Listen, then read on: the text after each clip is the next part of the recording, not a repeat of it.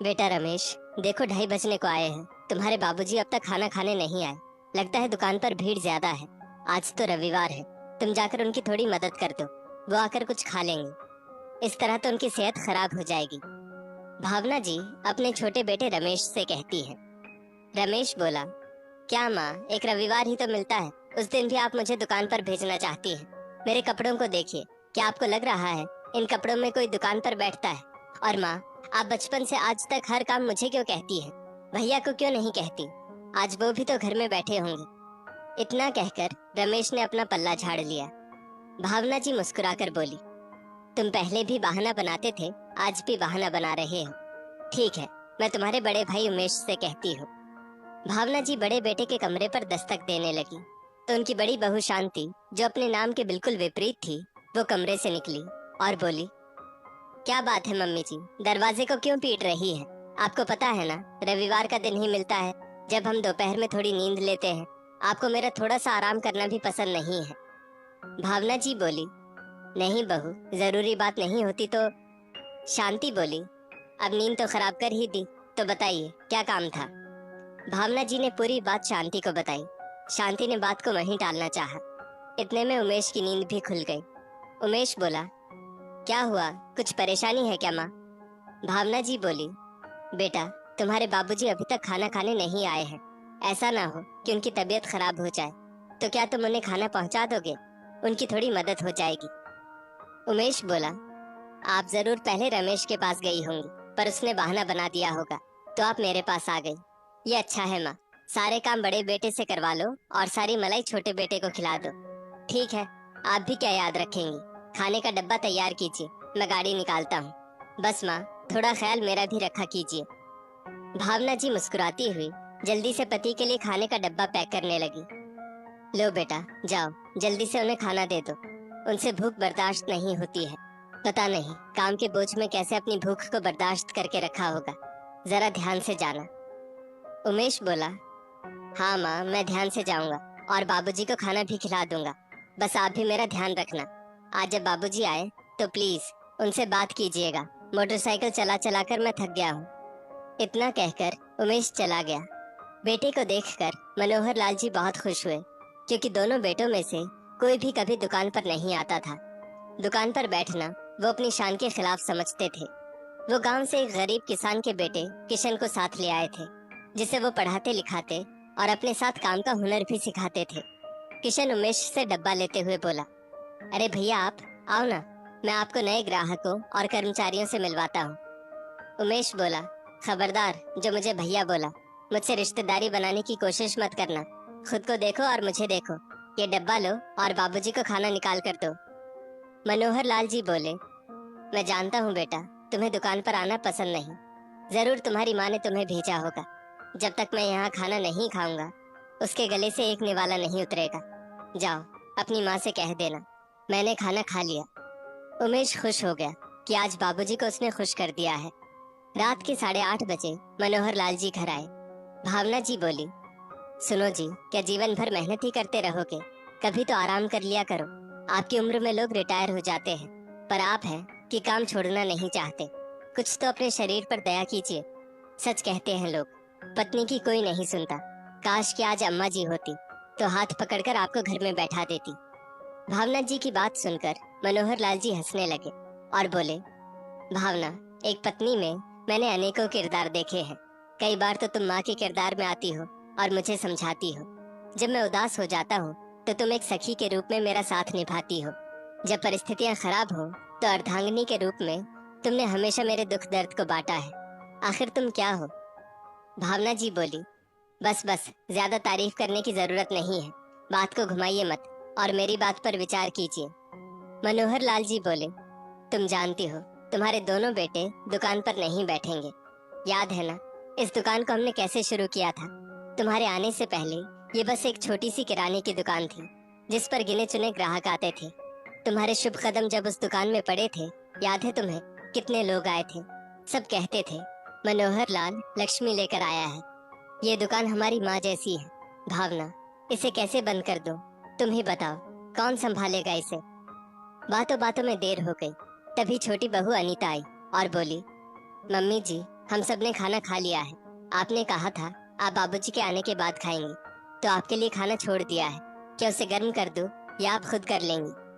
भावना जी मुस्कुराकर बोली, नहीं बहू, तुम लोग अपने कमरे में जाओ, मैं खुद गर्म कर लूंगी।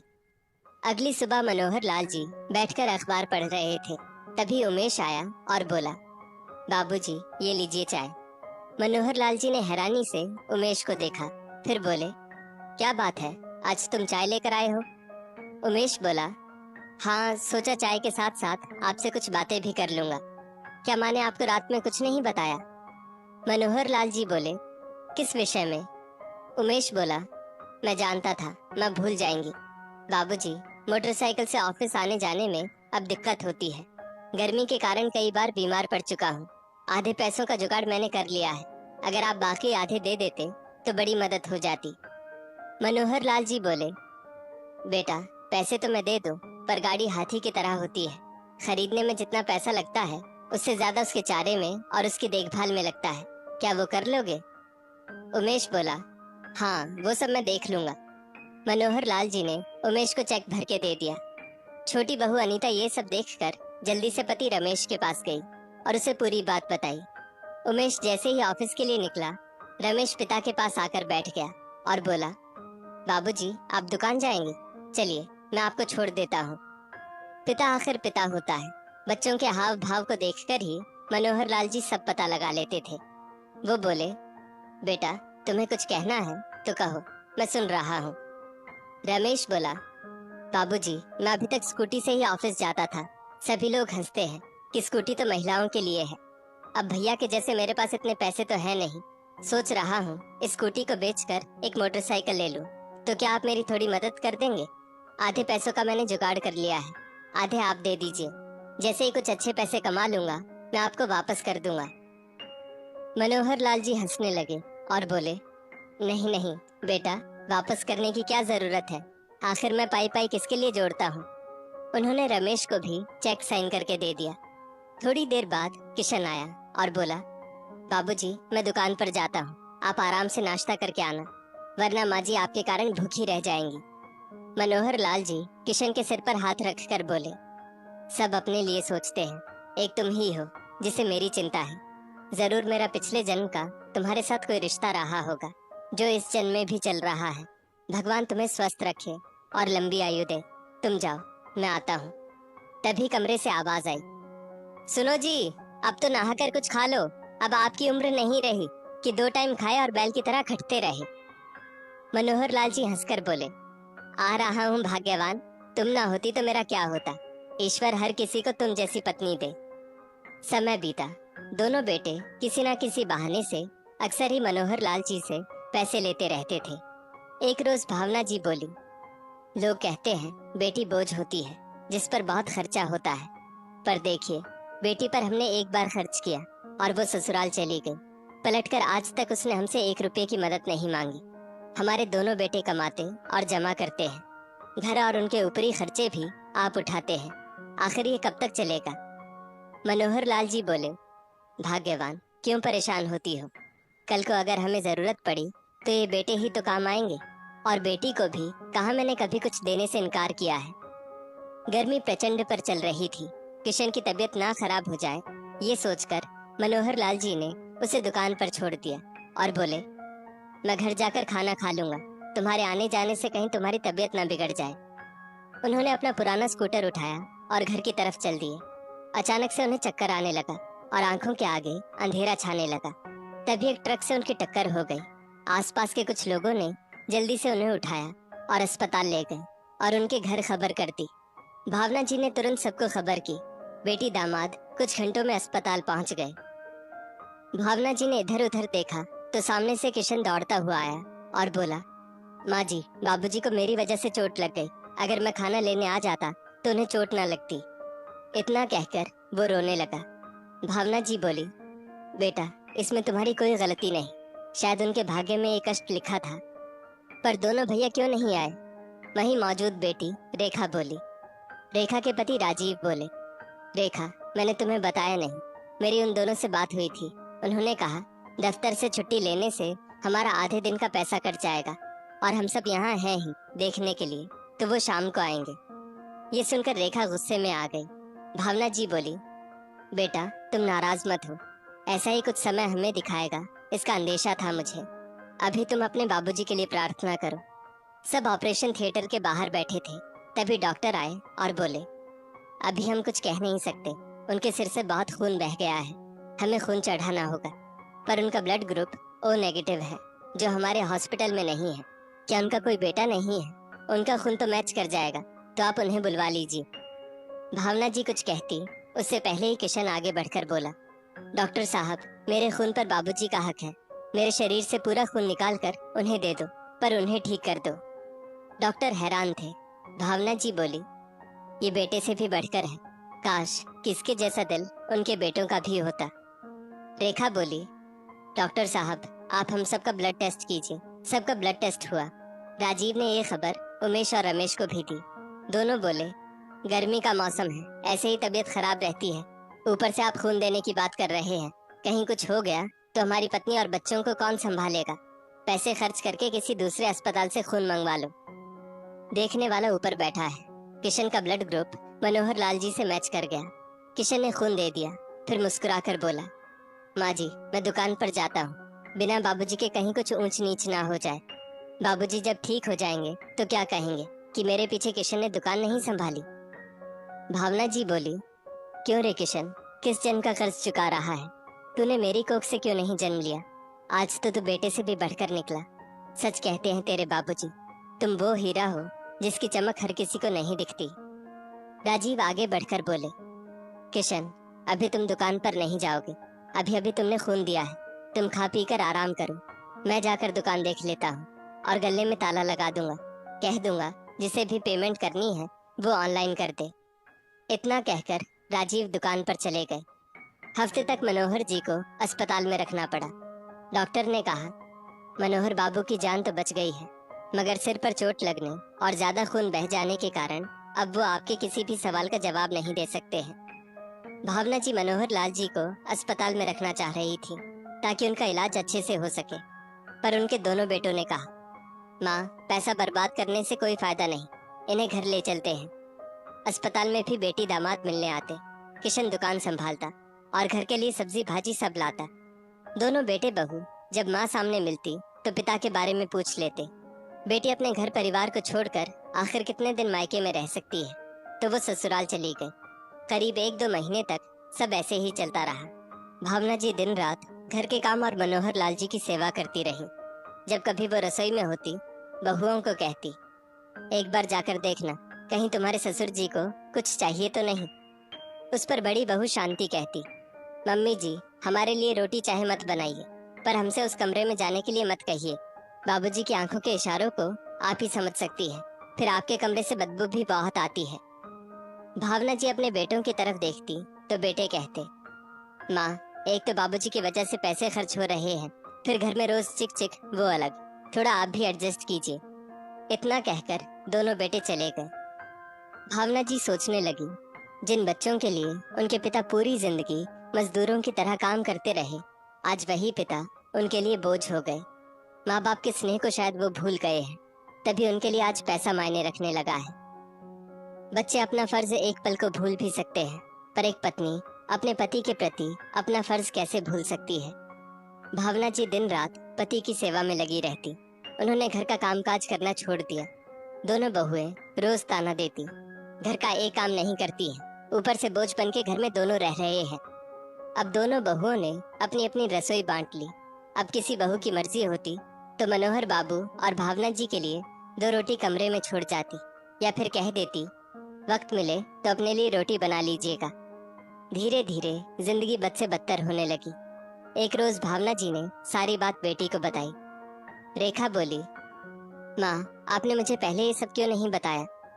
रेखा ने राजीव को सारी बात बताई। राजीव और रेखा 1 हफ्ते के लिए वहां आए।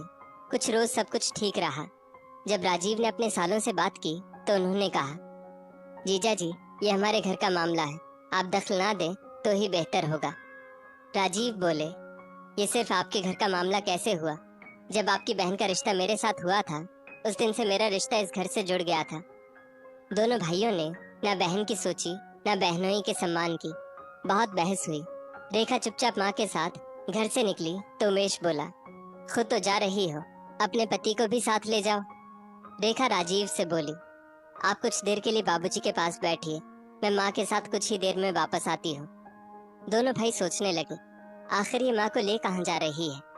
भाभियाँ बोली, हो सकता है जाने से पहले माँ को सारा सामान खरीद कर दे जा रही हो। अच्छा है, कुछ खर्चा तो कम होगा। इतना कहकर सब अपने कमरे में चले गए। कुछ देर बाद रेखा भावना जी के साथ आई। रमेश बोला, आ गई माँ घूमकर, पर खाली हाथ क्यों आई? क्या हुआ, किसी ने उधार भी नहीं दिया क्या? इतना कहकर दोनों बेटे हंसने लगे। रेखा बोली, माँ और बहन की बात तो तुम्हें समझ में नहीं आती, शायद सरकारी मेहमान की बात समझ में आ जाए। रमेश ने देखा तो पीछे से काले कोट में एक वकील था, जिसे देखकर दोनों भाई हैरान थे। वकील ने दोनों भाइयों को कहा, आपका ये घर और दुकान, हर चीज मनोहर बाबू के नाम से है और उनकी पत्नी जीवित है, तो सारी संपत्ति उनकी है। अब ये घर वो बेचना चाहती है, तो आपको 1 महीने का वक्त दिया जा रहा है। आप इस मकान को खाली करके कहीं और चले जाएं। अगर आपने बात नहीं मानी तो आपको सरकारी मेहमान बनना पड़ सकता है। इतना कहकर वकील चला गया। दोनों बेटे बहू भावना जी के पैरों में पड़ गए और बोले, माँ आप सोचिए, आपके बच्चे दर दर भटकेंगे तो क्या आपको अच्छा लगेगा? और बाबूजी को अभी हमारी जरूरत है, क्या बेटों के रहते आप बेटी दामाद से मदद लेंगी? भावना जी उठकर खड़ी हुई और बोली, दामाद जी, इन लोगों से कह दीजिए 1 महीने तक ये पिछले दरवाजे से आना जाना करेंगे, मैं इन लोगों की शक्ल तक नहीं देखना चाहती। इतना कहकर भावना जी वहां से चली गई। 4 दिन बाद रेखा भी अपने घर वापस चली गई। किशन दुकान की पूरी जिम्मेदारी ईमानदारी से निभा रहा था।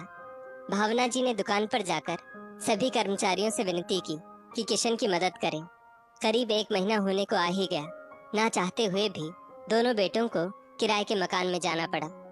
बहुत सेवा करने के बाद भी मनोहर बाबू को बचाया नहीं जा सका और 4-5 महीने बाद वो दुनिया से चले गए। अब इतना बड़ा घर भावना जी को काटने को दौड़ रहा था। बेटी दामाद के कहने पर भावना जी ने उस घर और दुकान को बेचकर बेटी के शहर में एक छोटा सा मकान लिया और वहीं एक छोटी सी किराने की दुकान खोल ली, जिसे किशन संभालता था। अब जो भी आमदनी होती थी उसका आधा हिस्सा किशन को दिया जाता था, ताकि वो अपने भविष्य के लिए कुछ सोच सके। भावना जी को हर पल लगता कि दुनिया बिल्कुल वीरान है, पर उन्हें बेटी दामाद और किशन का सहारा मिला। भावना जी ने किशन की शादी एक अच्छी लड़की से करवा दी, जो वहीं दुकान के बगल वाले कमरे में रहती और भावना जी को माँ सा सम्मान देती। समय बहुत बलवान है। धीरे धीरे वक्त बीतने लगा। भावना जी अकेली जीने तो लगी थी, पर मनोहर बाबू की याद हर दिन उन्हें सताती थी। जब भी दोपहर में खाने का वक्त होता, वे उनकी तस्वीर को देखकर खून के आंसू रोती थी और कहती, आप तो चले गए, परंतु बच्चों ने जो मुझे दर्द दिया, उस दर्द के साथ मुझे जीना होगा। मुझे कब अपने पास बुलाओगे? अब थक गई हूँ, अब तो अपने पास बुला लो। समय बीता। भावना जी ने अपना घर और बचे हुए पैसे अपनी बेटी के नाम कर दिए। दुकान उन्होंने किशन के नाम कर दी, क्योंकि जो बेटों ने नहीं किया वो उस पराये लड़के ने उनके और उनके पति के लिए किया था। इसे वो कभी भूल नहीं पाएंगी। दोस्तों, क्या पैसा इतनी बड़ी चीज है जिसके आगे माता पिता के स्नेह और उनके त्याग को भी बच्चे भूल जाते हैं?